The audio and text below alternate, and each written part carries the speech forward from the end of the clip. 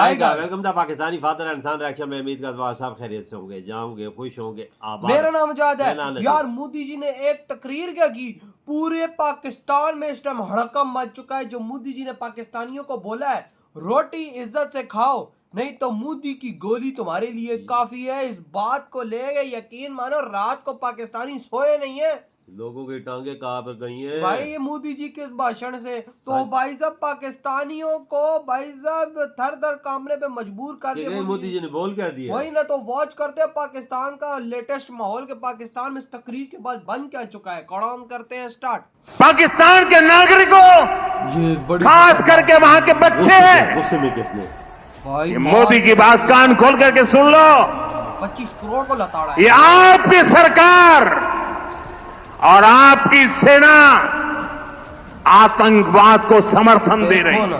कैसा ललकार है आतंकवाद पाकिस्तान की सेना और सरकार के लिए पैसा कमाने का जरिया बन गया। कसम से हिला के रख दिया रात को मोदी जी ने पूरा पाकिस्तान के युवकों को तय करना होगा, पाकिस्तान के बच्चों को तय करना होगा,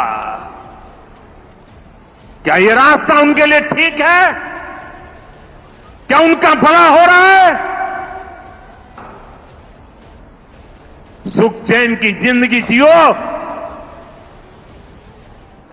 रोटी खाओ, वरना मेरी गोली तो है ही। देखा पूरे पाकिस्तान के लोगों को मोदी का डायरेक्ट मैसेज, रोटी पसंद तो रोटी खाएं वरना गोली है तैयार। आतंकवाद के खिलाफ आगे आए और पाकिस्तान की आवाम आतंकियों के अंत का मिशन है। और में जरा इसको भी पढ़ के शामिल कर लें ताकि तुम लोग की औकात याद रहे, ताकि तुम लोग की औकात याद रहे। तुम लोग करोगे सर्जिकल स्ट्राइक, तुम लोग करोगे पाकिस्तान पे हमला, ये तुम लोगों की हकीकत है। दी एंड ऑफ इंडिया। और इसके साथ साथ मैं जरा ये भी कहना चाहूंगी कि वहां पे बड़े जो थिंक टैंक्स बैठे हुए हैं, वहां पे ऐसे आर्टिस्ट जो कि बहुत काम करते हैं। तो जावेद अख्तर साहब आप जरा लिखे ना, नरेंद्र मोदी साहब जो जुल्म कर रहे हैं, जुल्म की दास्तानें रकूम करें, क्यों नहीं लिखते आप लिरिक्स। और मैंने तो मैं पाकिस्तान के बच्चों को कहना चाहता हूं, ये आपके हुक्मनारा, यहाँ के बाहर बच्चे ये आपकी सेना क्या वजह आतंकवाद के साए में पल रही है।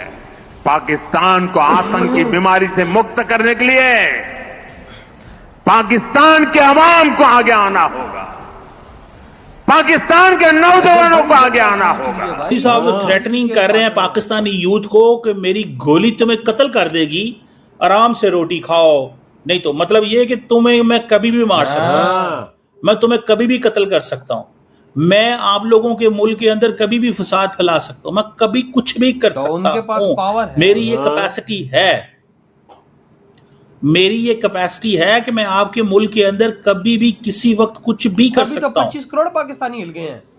तकरीर सुन के ये वो चाहते हैं।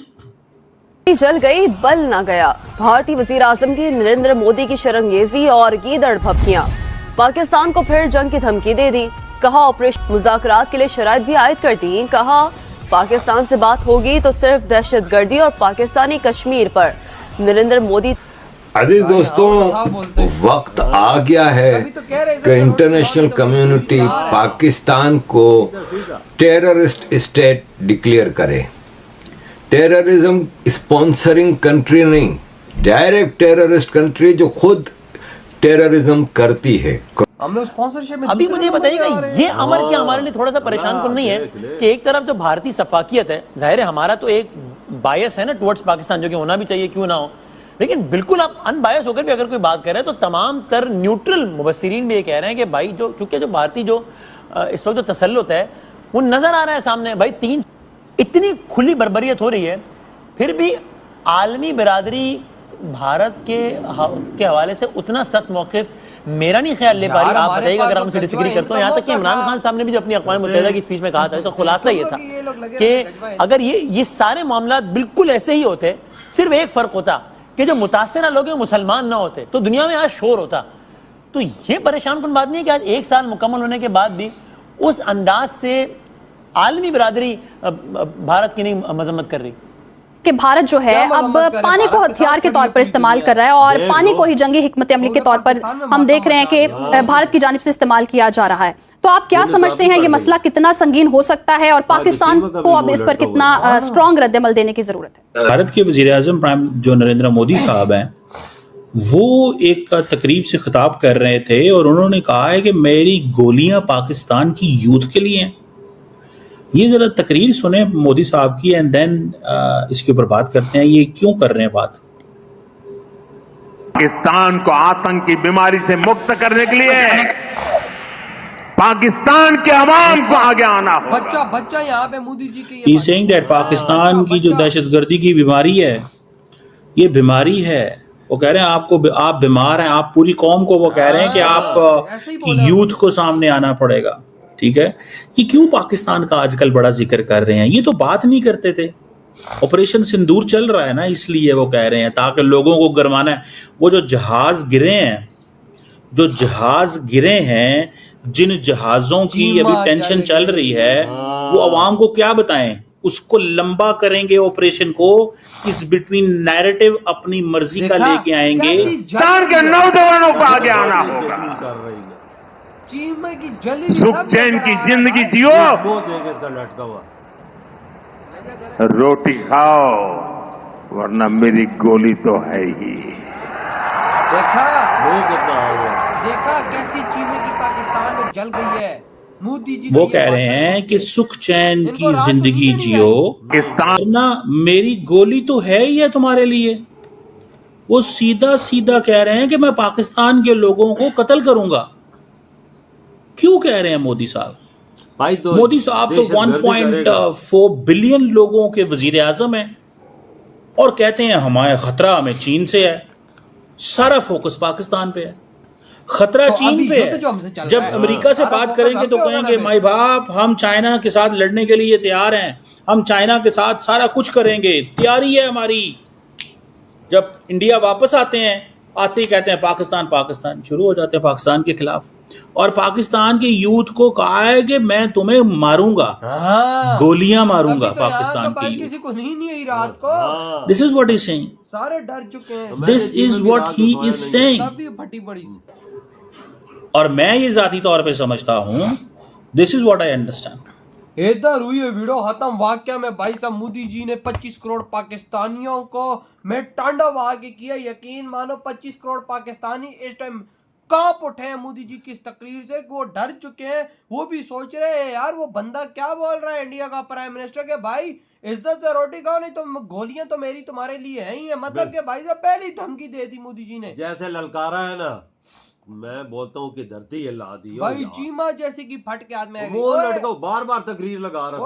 वही ना वो भाई देखा, मैं क्या बोल रहा हूँ, पाकिस्तान के हर गली में इस टाइम ये बात चल रही है। हर गली मोहल्ले में बच्चे बाहर बैठ के, बड़े बाहर बैठ के ये बात कह रहे हैं यार कल उस बंदे ने क्या तकरीर की है। यानी भाई साहब इज्जत से रहो, नहीं तो गोलियां मारूंगा तुम लोगों को साहब, और सीधे रास्ते पे आ जाओ। वही ना। और भाई चीमे की क्यों हाथ में आई हुई है यार? बात सुनो, लेट सपोज हम लोग कितने क्लेम कर उनके 5 जहाज गिरा दिए हैं। 5 जहाजों की भारत के आगे क्या औकात है? भारत के पास $800 बिलियन का रिजर्व है।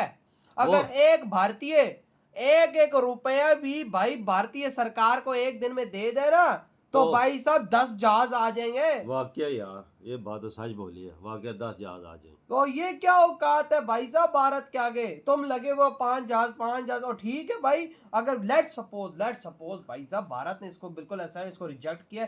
लेट सपोज 5 जहाज भारत के गिराए हैं आपने, ठीक हो गया।